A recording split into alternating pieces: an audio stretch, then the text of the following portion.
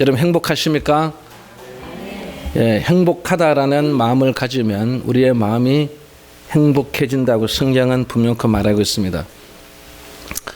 오늘 여러분과 함께 이 성화라는 제목으로 이 성화로 가는 단계, 오늘 우리에게 준 이 로마서를 통해서 이 바울이 말한 것처럼 그의 마음속에 이 성화의 단계로 갈 수 있는 여러분들 꼭 될 줄 믿습니다. 성도들 가운데는 구원받은 그 사실에만 만족해서 더 이상의 신앙 성장을 게을리하는 분들이 많이 있습니다. 우리의 목표가 서울인데 부산에 도착했다고 해서 부산에서 살기만을 고집한다면 얼마나 어리석은 일이겠습니까? 마찬가지로 하나님께서 우리에게 주신 그 빛나는 인생의 목표는 더 성숙하고 더 존귀한 것임에도 우리가 신앙의 초보에 머물러 앉아 있다면 하나님께서 기뻐하시겠습니까? 우리는 주께서 우리에게 시작하신 이 구원의 역사가 완성되는 그날까지 조금 더 나태하거나 자만하지 말아야 될 쯤 있습니다. 지금 이 세상은 컴퓨터 전쟁입니다. 이 컴퓨터 때문에 성공하는 사람도 있지만 또 망하는 사람도 있고 또 목숨을 끊는 사람들도 엄청나게 많습니다. 저는 여러분의 이 키보드와 핸드폰에 관해 대해서 여러분 잠깐 설명하려고 합니다. 우리가 키보드를 누를 때마다 이 양쪽 손가락들이 바쁘게 움직이지 않습니까? 그런데 우리 손의 엄지는 별로 할 일이 없습니다. 엄지손이 하는 경우는 겨우 이 스페이스 키를 그냥 여러분 누르는 데만 사용되고 있습니다. 이 키보드를 칠 때 보면 이 엄지는 천덕꾸러기입니다. 엄지 손가락은 별 용도가 없어요. 뭐 우리가 귀를 팔 때도 어렵고 코를 파기도 어렵고 이 몸을 긁는데도 별로 사용되지 않습니다. 오로지 붙잡혀서 지문 지킬 때나 쓰는 그런 존재가 아닙니까? 요즘은 뭐 지문 별로 쓰지 않지 않습니까? 전부 사인으로 다 대신하니까 이 엄지손가락은 별로 할 일이 없습니다. 지금 다른 손가락들이 엄지 너는 지금 뭐 하겠냐고 이렇게 말하면 아마 이 엄지는 정말 아무런 말을 할 말이 없을 것입니다. 그래서 모든 손가락들이 외면합니다. 모든 손가락들이 자만에 빠져서 너는 쓸모없는 존재라고. 왜 이 엄지를 만들었을까? 하나님께서 왜 너의 존재를 만드냐 말이죠. 그런데 여러분, 엄지의 시대가 찾아왔습니다. 우리 국민 중에 4천만 명이 넘게 사용하는 이 휴대전화, 이 핸드폰. 휴대전화를 사용할 때는 거의 엄지손가락만 사용합니다. 그래서 이 휴대전화 세대를 엄지족이라고 부르지 않습니까? 휴대전화를 열 때도 엄지로 열고 문자를 보낼 때도 엄지로, 키를 누를 때도 엄지로만 이루어지는 것입니다. 나머지 네 손가락은 오직 휴대전화를 받쳐주는 역할만 할 뿐입니다. 인류 역사상 엄지가 이렇게 독보적인 위치에서 대접받을 줄을 누가 알았겠습니까?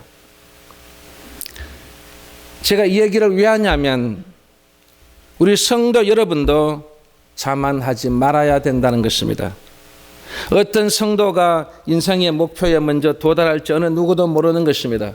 그래서 그리스도의 장성한 분량에 이를 때까지 계속해서 몸부림치며 매일 전진해 나가야 된다라고 이 바울은 말했습니다. 우리가 좀 더 성숙하고 좀 더 완전한 신앙 인격으로 성장해 가기 위해서 과연 어떤 노력이 필요하냐 말이죠. 이것은 바로 성화의 단계로 어떻게 나가야 되냐 말이죠. 우리는 성화의 단계로 계속해서 나아가는 여러분들 될 수 있기를 주의 이름으로 축원합니다. 첫 번째는 이 성화의 단계로 나아가려면 성령의 도우심을 반드시 받아야 된다는 것입니다. 이 바울은 로마서 8장 26절에 보면 이와 같이 성령도 우리 연약함을 도우시나니 우리가 마땅히 빌 바를 알지 못하나 오직 성령이 말할 수 없는 탄식으로 우리를 위하여 친히 간구하시니라고 말했습니다. 성령도 우리 연약함을 도우신다고 했습니다. 성령이 주시고 계십니다. 성령이 이 시간을 통해서 역사하고 계신단 말입니다. 성령의 이 역사, 이 황해도 신촌에 있는 이 장계교회 이 오명진 집사님의 이 신앙 간증 얘기입니다. 이분이 예수를 믿고 시댁에 와서 보니까 아무도 예수를 믿지 않습니다.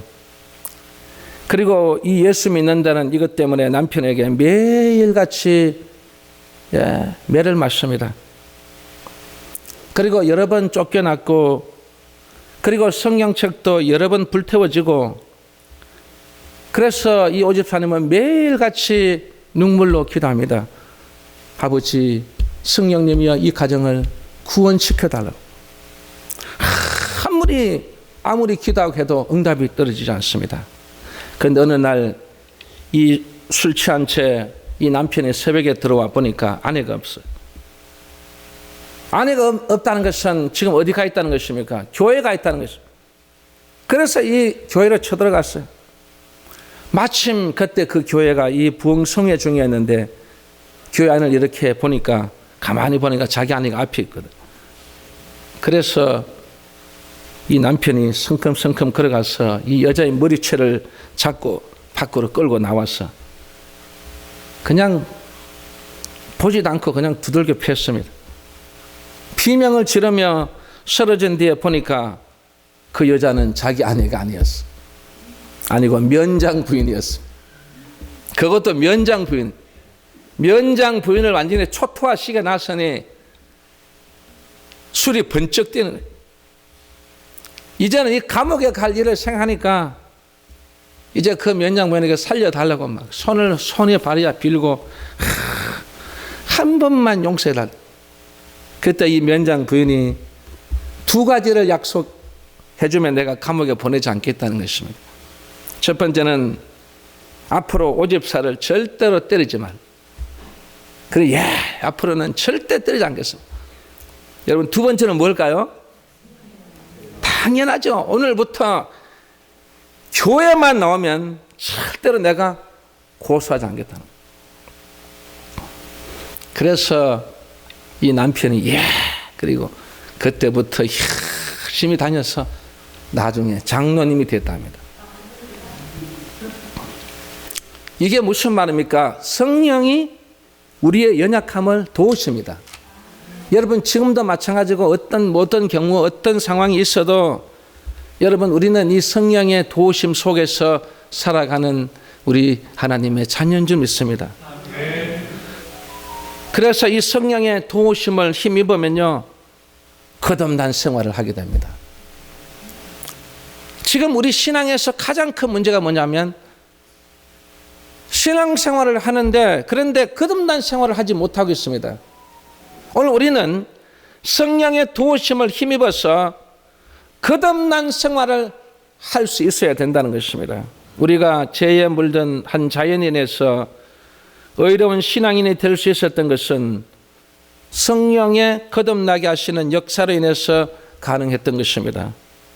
실로 거듭난다는 것은 죽을 인생이 새로운 피조물로 다시 태어난다는 의미요, 영원한 생명의 소유자가 되었음을 의미하는 것입니다.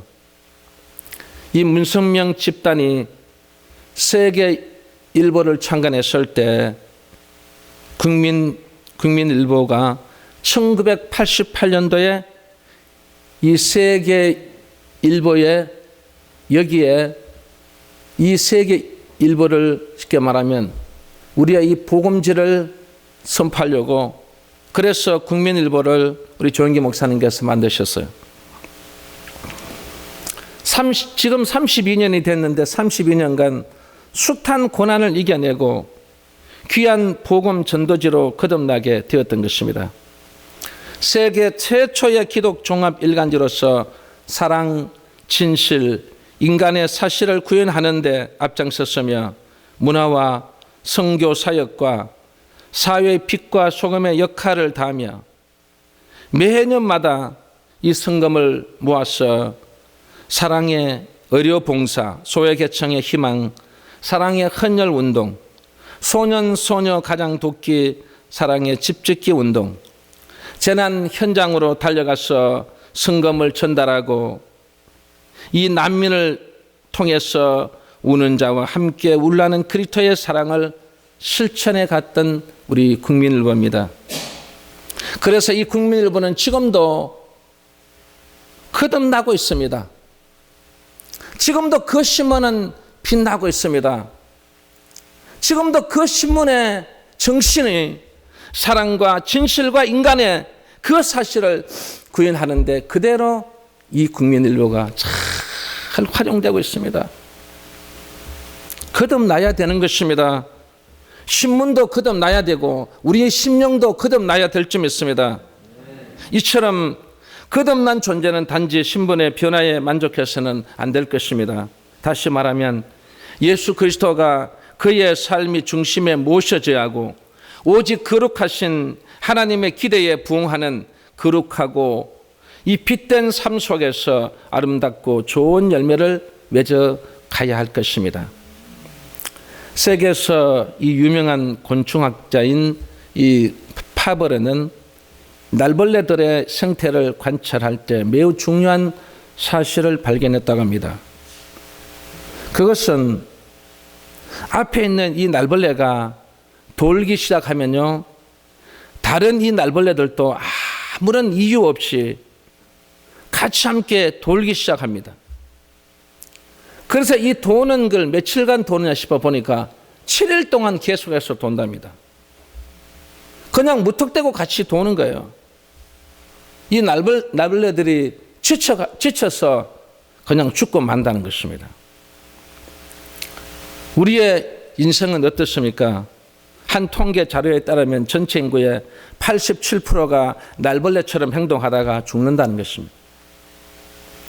인생에는 두 종류가 있다고 합니다. 하나는 뜬구름처럼 아무런 의미 없이 욕망만 따라 이 향방 없이 흘러가는 인생이 있는가 하면, 또 다른 하나는 인생의 이 종국을 알고 삶의 참된 의미를 깨닫고 살아가는 인생이 있다고 합니다. 향방 없이 흘러가는 인생은 마음에 하나님을 담을 수가 없습니다. 그러나 인생의 종국을 알고 살아가는 인생은 하나님을 바라보게 된다는 것입니다. 노아의 방주를 여러분 생각해 보세요. 창문이 어디 있습니까? 창문이 옆에 있어야 되지 않습니까? 그런데 이 노아의 방주의 창문은 위에 있습니다.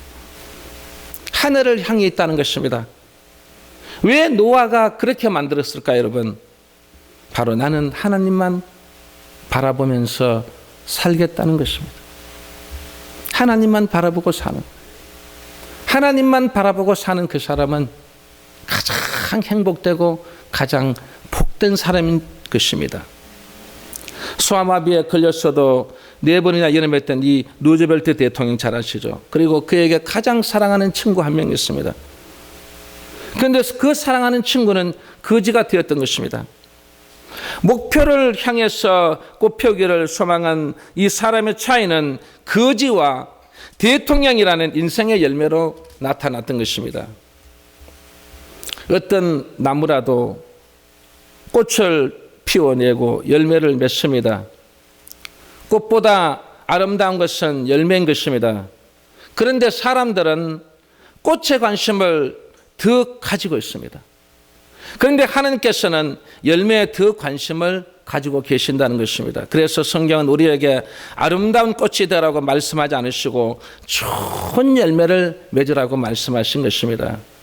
오늘 우리 사랑하는 성도 여러분, 우리는 좋은 열매, 정말 멋진 열매를 맺을 수 있는 여러분들 될 수 있기를 주의 이름으로 축원합니다.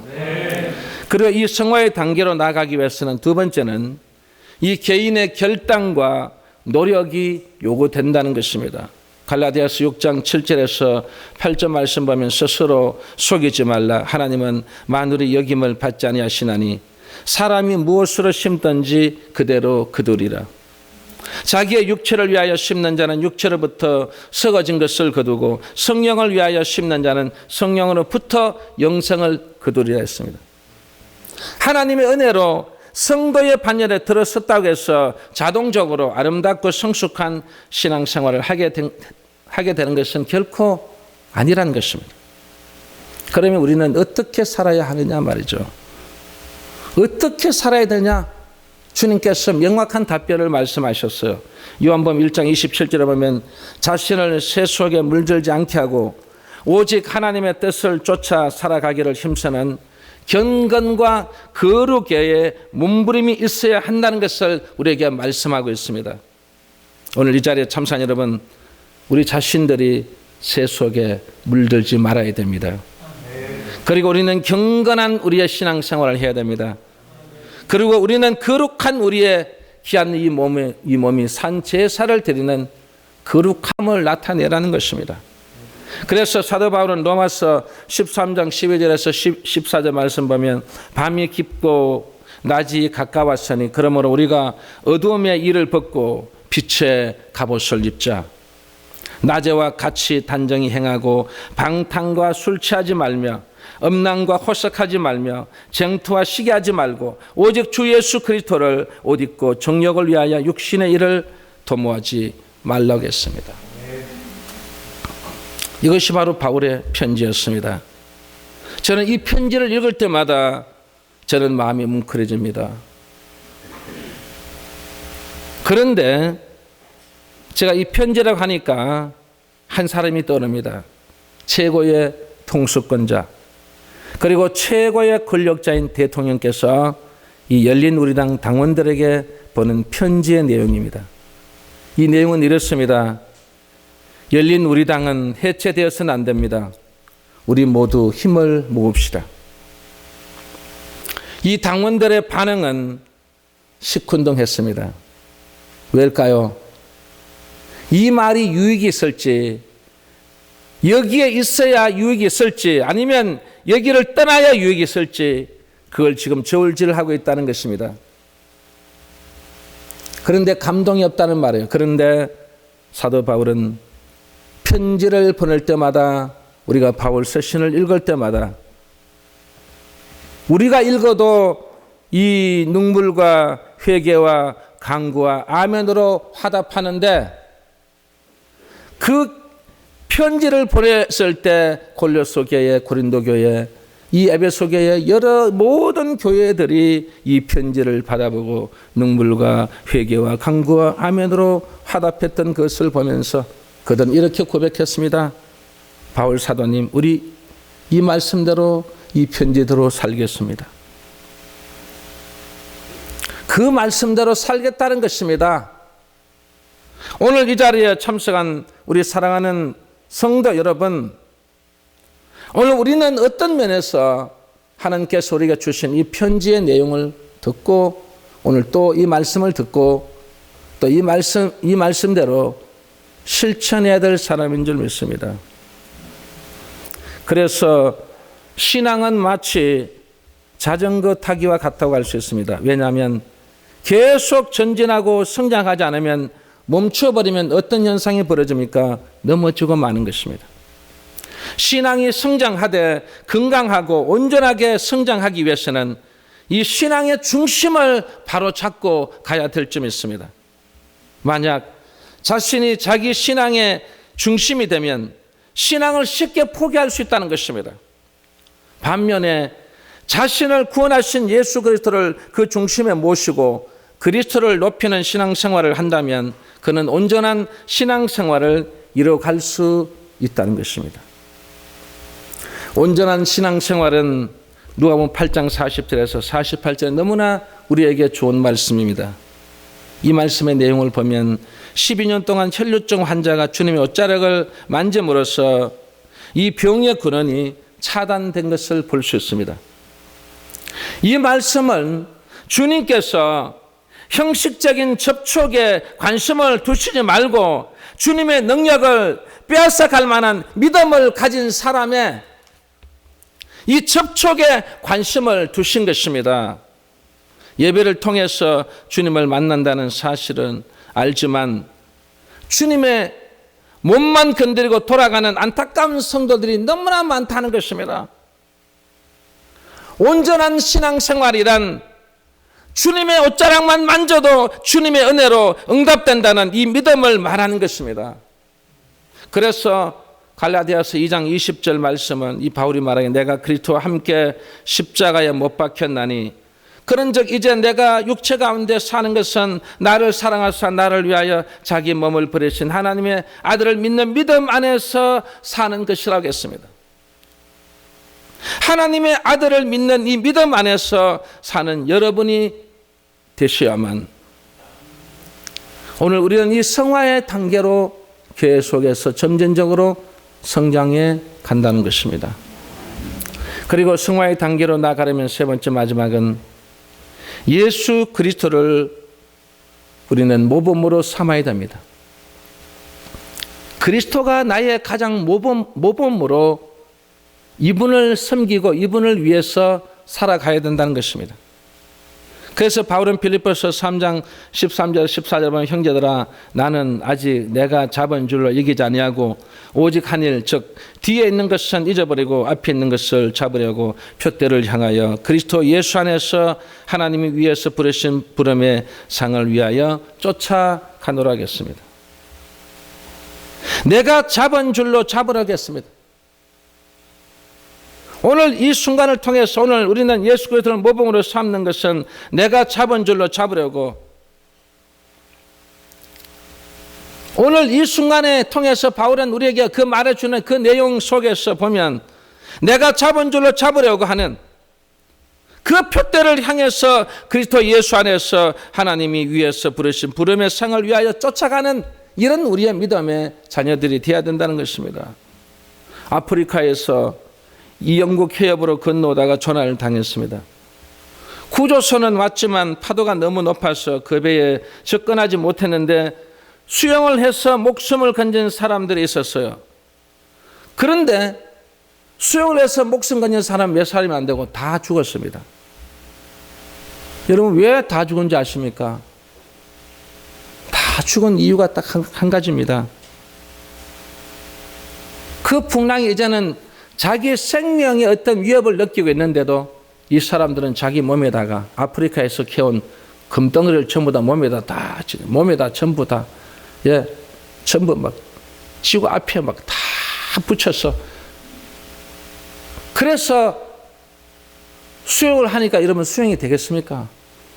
자기 몸에 그냥 퐁당 빠져가지고 그 금괴 때문에 자기 생명이 죽었다는 것입니다. 이 재물에 대한 욕심, 우리는 우리 몸에 재물에 대한 욕심만 있는 게 아니고 우리의 명예에 대한 욕심도 있고 우리의 마음속에 많은 욕심들이 너무나 이 속에 있어서 이게 너무 무거우면요 문제가 된다는 것입니다. 그래서 오늘 우리는 이게 너무 많으면 우리는 영적인 판단력이 흐려진다는 것입니다. 판단력이 흐려지기 때문에 지금 이 순간에 이 생명이 중요한지 이 금괴가 중요한지 명예가 중요한지를 판단할 수가 없다는 것입니다. 그래서 내가 잡은 것, 바울이 잡은 게 뭘 잡았다고요? 금괴 잡은 게 아니에요. 명예 잡은 거 아니에요. 물질 잡은 거 아니에요. 돈 잡은 거 아니에요. 사람 잡은 거 아니에요. 바로 주님을 잡았다는 것입니다. 오늘 이 순간에 수많은 우리의 그리스도인들이 과연 무엇을 잡고 있느냐 말이에요. 오늘 이 성화로 가는 이 단계 속에서 마지막으로 정말 예수 그리스도를 모범으로 삼고 그분을 잡아야 되는데 그분을 잡지 못해서 우리 인생이 패가망신하는 사람들이 얼마나 많습니까? 예수님의 사람으로 부름받은 이후 우리는 새로운 인생의 목표와 가치를 가지고 사는 자들이라고 하겠습니다. 여러분 우리 인생의 목표 있습니까? 여러분 우리 인생의 가치를 가지고 삽니까? 과연 여러분의 목표가 뭐예요? 여러분 잘 되는 거예요? 여러분 가정 행복하게 되는 거예요? 여러분 많은 건강하게 되는 거예요? 그건 우리의 목표가 될 수가 없습니다. 우리의 목표 하나입니다. 오늘 바울이 말한 것처럼 나의 가장 큰 목표는 바로 그 표대를 향해서 나가는 것은 나는 그분을 찾고 가는 거예요. 붙잡힌 자예요. 그냥 우리는 주님께 속한 자보다도 더 중요한 것은 내가 주님께 붙잡힌 자예요. 그 붙잡힌 자는 우리는요, 증거자예요. 그리고 전파자예요. 그리고 그 사람은 사명을 가진 자예요. 사명을 가진 자. 붙잡힌 자만이 증거자고 전포자고 그리고 사명을 가진 자인 줄 믿으시기 바랍니다. 그럼 이 사명을 가진 우리들은 어떻게 하면서 살아가야 될까요? 이 사명을 가진 자는 모든 이들의 마음에 위안을 받도록 기도하라는 것입니다. 그래서 바울은 골로새서 2장 2절 말씀 보면 이는 저희로 마음의 위안을 받고 예수께서는 주님을 떠나 보내야 했기에 슬픔에 빠진 제자들에게 너희를 위로하는 보혜사 성령님을 보내시겠다고 약속하신 것입니다. 우리의 이 슬픔에 빠진 우리들에게 누구를 보내셨다고요? 보혜사 성령을 보내셨다는 것입니다. 이분이 왜 우리에게 중요할까요? 고린도후서 1장 3절에서 4절 말씀 모든 위로의 하나님이시며 우리의 모든 환난 중에서 우리를 위로하사 우리로 하여금 하나님께 받는 위로로서 모든 환난 중에 있는 자들을 능히 위로하게 하시는 이시리오 되었습니다. 여러분, 오늘 이 보혜사 성령께서 여러분 우리를 위로해 주십니다. 우리를 도와주십니다. 우리와 함께 하십니다. 우리에게 역사하십니다. 우리를 존귀하게 만들어 주신다는 것입니다. 그래서 우리는 그런 존재이기 때문에 수많은 사람들에게 위안을 받을 수 있도록 우리는 무엇을 해야 한다고요? 기도해야 된다는 것입니다. 한국교회 지금 가장 큰 문제가 바로 기도에 이 불이 꺼졌습니다. 기도에 불이 꺼져버렸어요. 제가 이 초등학교 때 하더라도 저는 항상 우리 할머니, 우리 어머니 따라서 저는 교회에 있었어요. 그래서 저는 이 교회에 밤에 잠자는 때 교회밖에 몰라요. 그 바닥이 이 나무와 나무 사이에 그 바람이 송송 올라오는 그 바람, 여러분 얼마나 추운지 아십니까? 그 호들 떨어가면서 그게 무슨 난로가 있습니까? 아무것도 없어. 그냥 거기 이불 펴고 그냥 누워서 밤에 기도하다 자고 기도하다 주무시다가 새벽 기도까지 다 드리고 집으로 돌아옵니다. 그게 매일같이 이루어졌어요. 우리만 그런 게 아니고 온 성도들이 그렇게 했습니다. 기도에 불이 붙어서요. 그걸 통해서 교회가 잘 됐죠. 이 나라가 잘 됐죠. 여러분 가정이 잘 됐죠. 여러분 그 모든 행복, 여러분의 지금 누리는 것이 바로 우리의 그 믿음의 조상들이 이 땅에서 기도에 그 불을 붙였기 때문에 여러분이 복을 받았습니다. 여러분 지금이라도 우리 영혼재단만큼이라도 기도해야 됩니다. 기도의 불이 점점 꺼져가고 있습니다. 이제는 몇 사람밖에 없어요. 여러분 함께 우리가 기도에 이 불을 붙여야 됩니다. 그래야만 하나님의 이 환난과 위로와 모든 것을 잠재울 수 있는 것입니다. 잠재울 수 있는 방법은 기도밖에 없다는 것입니다. 지금 이 상황 속에 여러분 정말 얼마나 지금 상황이 좋지 못합니까? 경제가 폭락됐죠. 가정마다 지금 어려움에 태산같이 여러분 살아가고 있습니다. 그 많은 환난 속에서 정말 하나님의 그 위로를 받기 위해서는 반드시 기도가 필요하다는 것입니다. 그리고 사명을 가진 자는 두 번째는 사랑 안에서 연합하기를 기도하라고 했습니다. 교회 안에서 사랑으로 교제하고 있는 이 성도의 연합이라는 것은 피로 나눈 형제보다도 어떤 의미에서는 더 뜨겁습니다. 그래서 사도 바울은 연합의 수단으로서 무엇을 말했습니까? 바로 사랑을 말했습니다. 왜 사랑이 중요합니까? 사랑은 용서하기 때문입니다. 사랑은 화해를 가져다 줍니다. 그리고 이 사랑은 소망을 가져다 준다는 것입니다. 아마 여러분, 우리 형제도 그렇고요, 제 사촌도 그렇고, 그보다 더 여러분이 제 형제보다도 더 어떤 면에서는 더 저는 가깝다고 저는 그렇게 솔직히 고백합니다. 이 한 주에 한 번씩 여러분 형제들 만날 수 있습니까? 한 주에 한 번요. 근데 또 어떤 분들은 뭐 새벽에도 만나고 수요일 예배도 만나고 금요일 예배도 만나고 그게 매일 만나는 사람 됐어요. 그래 이 형제보다 더 가까운 거예요. 이제 이 기도를 하면 형제의 기도가 먼저 나오는 게 아니라 여러분의 기도가 먼저 나와요. 여러분의 기도 다 끝나고 마지막 형제들은 마지막 가서 같이 한꺼번에 모아가지고 그냥 기도. 여러분 분들은 가정에 여러분 위해 자녀를 위해서 여러분 가정의 사업장 직장을 위해서 막 기도합니다. 그 기도할 때마다 정말 이 눈물이 나지 않을 경우가 없어요. 왜? 가정의 형편을 알기 때문에. 가정마다 그 형편, 처지, 그 환경, 그걸 생각하면요, 너무 가슴 아프고. 그리고 그 기도를 통해서 하는 그 가정에 복을 주고 그 가정에 그 지금 몸져 누워서 일어나지 못하는 우리 권사님 위해서 우리 기도하면 빨리 일어나서 하나님의 성전에 와서 이 성전을 지킬 수 있도록 해달라고 기도하는 거예요. 그러면 눈물이 나지 않겠습니까?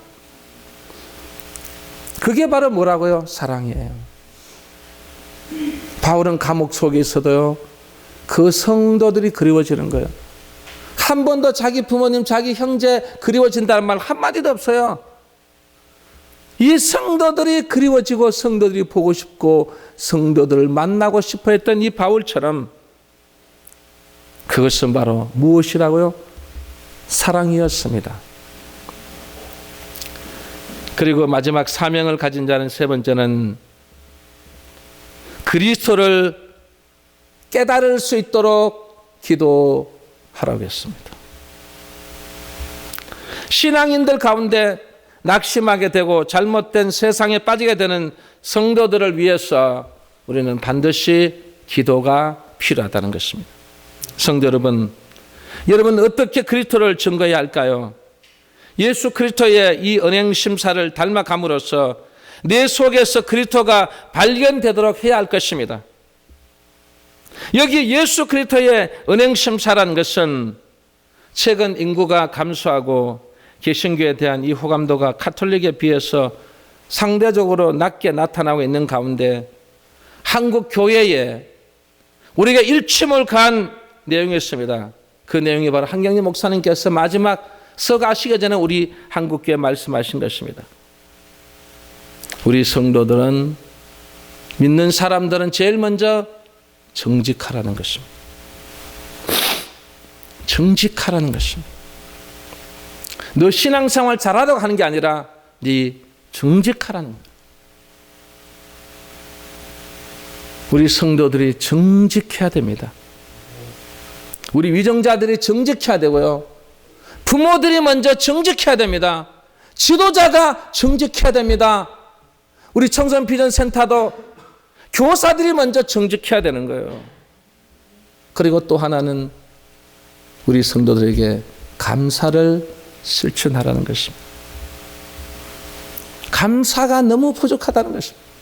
너무 감사를 하지 않는다는 것입니다.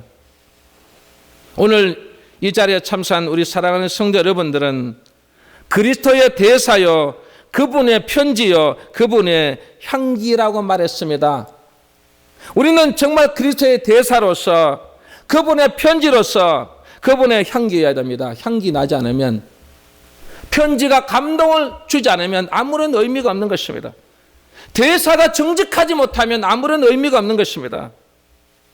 나라는 죄악된 자아는 죽고 내 속에서 그리스도만이 살아 역사하시도록 해야 한다고 했습니다. 사랑하는 성도 여러분, 성도의 반열에 들어선 자에게 요구되는 것은 바로 지속적인 신앙 성장입니다. 이 속에는 정직도 들어있습니다. 이 속에는 사랑도 들어있습니다. 이 속에는 편지도 들어있습니다. 이 속에는 향기도 들어있습니다. 이 속에는 대사도 들어있다는 것이죠. 여러분, 오늘 이 말씀을 가지고서 우리는 날마다 이 성화의 단계로 계속해서 성장해 갈 수 있는 우리 영혼교회 사랑하는 성도 여러분 다 될 수 있기를 주의 이름으로 축원합니다.